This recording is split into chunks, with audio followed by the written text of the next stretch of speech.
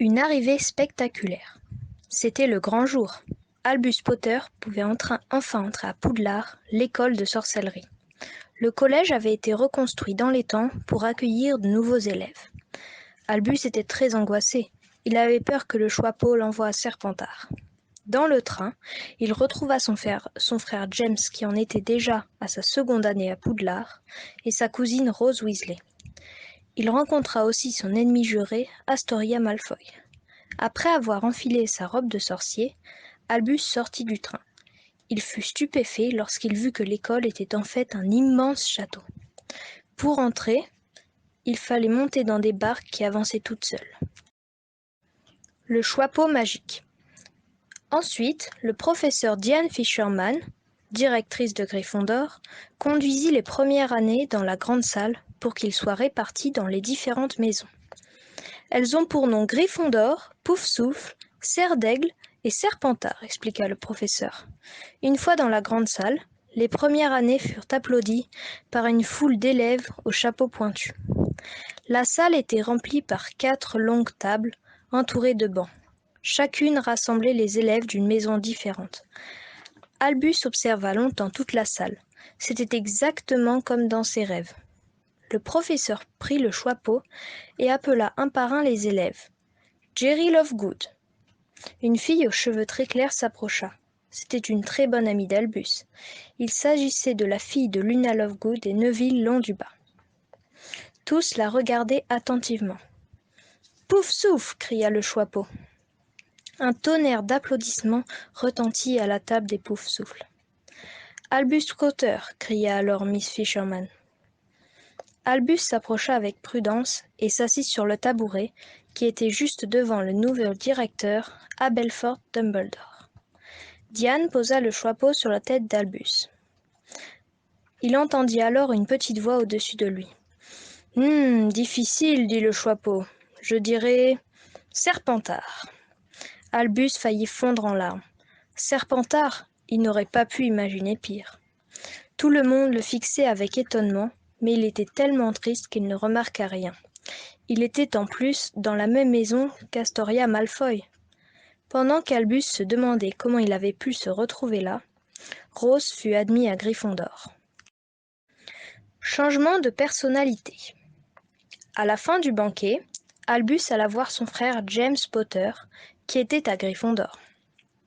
Albus lui proposa d'échanger d'identité pendant 1 semaine ou 2, le temps qu'il trouve une solution pour se sortir de là. James accepta. Il espérait avoir des renseignements secrets sur la maison Serpentard, et il comptait bien se venger de toutes les méchancetés qu'Astoria lui avait fait endurer l'an dernier. Ainsi, ils échangèrent 2 valises, 2 vêtements et 2 noms. Le lendemain, Albus expliqua tout ça à Rose. Étrange fantôme. Toute la matinée passa tranquillement, mais dans l'après-midi, en sortant du cours de potions avec le professeur Dilep, directeur de Poufsouffle, un fantôme traversa Albus. Il sentit son corps se glacer tout à coup. Alors il se retourna et vit quelque chose d'étrange. C'était un homme chauve, avec la peau très blanche et 2 petits yeux fins. Il n'avait pas de nez, mais seulement 2 trous en guise de narines. Soudain, un long frisson lui parcourut le corps. Cet homme, qu'il voyait en face de lui, était la personne qu'Albus redoutait le plus, Lord Voldemort. Lorsque le fantôme repartit, Albus voulut le suivre, mais il disparut en une petite explosion de fumée. Voldemort le retour. Pendant le dîner, une fille de Serpentard entra dans la grande salle en courant. « Le mage noir est de retour. Je l'ai vu dans notre salle commune. Il a empoisonné Cathy Galliard, dit-elle. » Une petite fille arriva en se tordant de douleur. Des pustules infectées lui couvraient tout le visage. Des hurlements et des pleurs envahirent toute la salle. Tout le monde courait, se cachait sous les tables. Alors Aberforth se leva et cria. « Silence! Que tout le monde se calme et retourne à sa place !» Tout redevint alors paisible. « Que tous les préfets ramènent les élèves dans leur salle commune, reprit le directeur, et emmenez les Serpentards avec les Gryffondors. » Une fois dans la salle commune, James décida de reprendre sa place à Gryffondor, car il avait peur de devoir affronter Voldemort. Quant à Albus, il était décidé à faire disparaître cet homme qui a assassiné sa famille. La baguette de sureau. Les Serpentards durent rester chez les Gryffondor pour la nuit. Quand ils furent à nouveau dans leur salle commune, Albus essaya d'avoir des renseignements sur Voldemort. Soudain, il entendit. « Oh, ce Peeves! Si seulement je pouvais faire le disparaître !» dit Alexandre Finnegan, qui regardait un petit fantôme qui trafiquait les lits en baldaquin. « Oui, mais tu ne peux pas. Seule la baguette de sureau le peut, et Harry l'a cassée pendant sa dernière année à Poudlard, dit un autre. Albus eut alors une idée. Il prit un parchemin vierge et commença à écrire. « Cher papa, la rentrée a été un peu difficile, mais ça va mieux. Peux-tu me dire où est la baguette de sureau? J'en ai besoin. À bientôt, Albus. » Soudain, quelqu'un prit la feuille. C'était Astoria Malfoy. Avant qu'Albus eût le temps de dire quoi que ce soit, Astoria la déchira et partit en courant. La salle sur demande. Alors Albus, désespéré, marchait dans les couloirs en pensant à la baguette. Tout à coup, il entendit des bruits bizarres. Alors il se retourna et vit le grand mur du couloir se fissurer, jusqu'à en former une immense porte. Derrière, il y avait une grande pièce vide, avec au milieu une petite table, où était posé un parchemin vierge, plié d'une façon étrange, et un bout de bois cassé en deux qui devait être une ancienne baguette. Albus s'approcha alors de la table. La porte claqua derrière lui et disparut. Il commença par prendre la baguette. Dessus était gravé « Baguette de sureau ». Albus la toucha du bout des doigts et la baguette s'illumina. Les deux morceaux s'élevèrent dans les airs en produisant une lumière aveuglante, tellement forte qu'Albus dut fermer les yeux. Mais quand il les ouvrit à nouveau, tout s'était arrêté et la baguette était posée sur la table en un seul morceau. Quant au parchemin, il ressemblait beaucoup à ce dont lui avait parlé son père, la carte du maraudeur. Alors Albus la déplia, pointa sa baguette dessus et prononça ces quelques mots. « Je jure solennellement que mes intentions sont mauvaises, » dit-il en repensant à ce que lui avait raconté son père. Soudain, la carte s'ouvrit entièrement. « Messieurs Potter, Weasley et Miss Granger sont fiers de vous présenter la nouvelle carte du maraudeur, » dit alors une petite voix. Et sous les yeux ébahis d'Albus, de petites traces se mirent à avancer sur cette carte qui représentait Poudlard. Grâce aux petites étiquettes, il put reconnaître Peeves, Mimi Géniard, Nick Quasi-Sans-Tête, le baron Sanglant.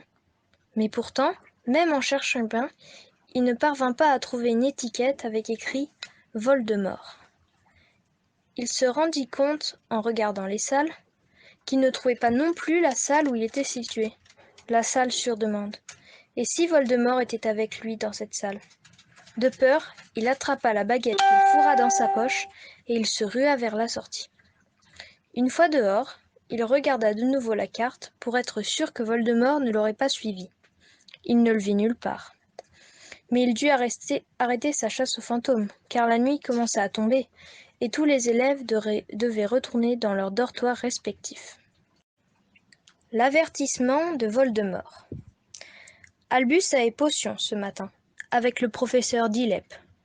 Il n'aimait pas beaucoup ses cours, car M. Dilep était très intelligent et il utilisait seulement des mots scientifiques incompréhensibles. Mais il n'eut aucun mal à comprendre la dernière phrase qu'il prononça à la fin de son cours. « Il faut que vous sachiez qu'un élève a été trouvé mort dans les couloirs du 3e étage. Si l'on ne trouve pas bientôt un moyen de détruire le fantôme de Voldemort, il faudra s'attendre à une fermeture de l'école, » expliqua le professeur complètement désemparé. À la fin du cours, Rose et Albus allèrent voir M. Dilep. « Qui est mort, professeur ?» demanda Albus. « Alexandre Finnegan. » Rose fondit en larmes. Le garçon qu'elle aimait depuis 2 ans venait de mourir. Le nouveau garde-chasse. Albus laissa alors Rose avec James dans la salle commune de Gryffondor. il se rendit chez son ami, le nouveau garde-chasse, Julius Lupin. Julius l'invita alors à boire un thé. Il paraissait malheureux. Alors Albus demanda: « Ça ne va pas, Lupin ? » ?»« Oh, si, ça va. Je suis seulement inquiet. J'espère que Poudlard ne va pas fermer. Sinon, je n'ai aucun endroit où aller. Et puis, mes parents ont donné leur vie pour protéger cette école. Lorsque je regarde Poudlard, j'ai l'impression de les avoir à mes côtés. »« Je comprends, répondit Albus. Nous ferons tout pour qu'il reste ouvert. »« Merci, Albus. » Et le sourire revint alors sur le visage de Julius. Le combat tant attendu. Cela faisait bientôt 2 mois que régulièrement de nouvelles attaques se produisaient. Mais personne n'avait encore trouvé le moyen de mettre un terme à cela. Albus se rendait donc tous les jours à la bibliothèque en espérant en savoir un peu plus, mais sans succès. La fin de l'année approchait et les professeurs avaient bien l'intention de ne pas ouvrir à nouveau l'école à la rentrée. L'humeur de Lupin et des autres était de moins en moins joyeuse. Comme tous les soirs, Albus avait du mal à s'endormir, car il était trop occupé à penser au jour où il devra affronter Voldemort. Alors il passa la nuit à observer la carte. Tout à coup, l'étiquette Voldemort apparut, ce qu'il attendait depuis plusieurs mois.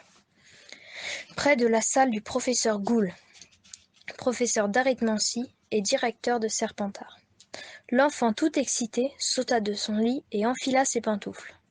Après quoi, il courut jusqu'au couloir où il avait vu le fantôme. Lorsqu'il se trouva près de lui, il n'alluma pas sa baguette pour ne pas se faire repérer. Il le suivit pendant de longues heures jusqu'au moment où Voldemort s'arrêta devant une grande porte, la salle sur demande. Le Seigneur des Ténèbres entra, suivi d'Albus qui restait tapi dans l'ombre. Soudain, de petites torches s'allumèrent, et Albus vit Voldemort tourner vers lui. « Bonjour, Albus, merci d'être venu. J'attendais ce moment avec impatience. »« Qu'est-ce que vous voulez dire ?» demanda Albus intrigué. « Tu es la pièce manquante pour que je puisse enfin revivre et à nouveau tuer quiconque se mettra en travers de mon chemin. » Albus ne comprenait toujours pas. « Vois-tu, pour faire revenir à la vie un fantôme, il lui suffit de tuer le seul obstacle qui pourrait l'en empêcher, c'est-à-dire toi. »« Et pourquoi moi ?» répondit Albus. « Je pense que tu le sais déjà. » Albus sortit alors la baguette de sureau de sa poche. « Oui, exactement. Seule la baguette de sureau a le pouvoir de détruire un fantôme. Tu le sais, n'est-ce pas ? Alors donne-la-moi et il ne te sera fait aucun mal. »« Si tu la veux, il va falloir me tuer, dit Albus avec courage. »« Avec plaisir, répondit Voldemort en sortant sa baguette. » Pendant quelques secondes, l'enfant se demanda si les sortilèges d'un fantôme pouvaient l'affecter. Mais il comprit très vite, car Voldemort s'écria « Moloaïs !» et le bras devint soudainement mou comme du chewing-gum, comme si tous ses os avaient disparu. Le garçon voulut alors jeter un sort, mais il se rendit compte qu'il ne connaissait pas le sortilège capable de détruire un fantôme. C'est là qu'il vit apparaître sur la petite table derrière Voldemort une petite boule de papier. Il se souvint alors qu'il pouvait avoir tout ce qu'il désirait dans cette pièce. Albus se mit donc à jeter quelques sorts faciles pour distraire le fantôme pendant qu'il tentait d'atteindre la table. Une fois devant, il déplia le papier, lut les quelques mots avant qu'ils ne disparaissent complètement, et enfin, il se tourna vers Voldemort et cria « Fantôme Alénis !» Un éclair jaillit alors de sa baguette, et il vit le fantôme exploser en produisant de petites étincelles rouges. Après ça, Albus tomba dans les pommes. La récompense de Dumbledore. Lorsqu'il se réveilla, il était dans un lit, un plâtre au bras, et tous les élèves de Gryffondor étaient là pour l'applaudir. Une fois que tout le monde fut parti, Aberforth s'approcha d'Albus. « Tu t'es montré très courageux cette année, Albus. Tu ressembles beaucoup à ton père. » Je pense donc que tu as le droit de recevoir une récompense pour service rendu à l'école. Qu'est-ce qui te ferait plaisir ? Albus n'hésita pas une seconde. J'aimerais beaucoup rejoindre la maison Gryffondor. Dumbledore accepta. Une fois dans la grande salle, il prit un grand plaisir à s'asseoir à la table des Gryffondor près de Rose. Maintenant, il aura aussi des histoires à raconter à son père et sa sœur, pensait Albus dans le train du retour.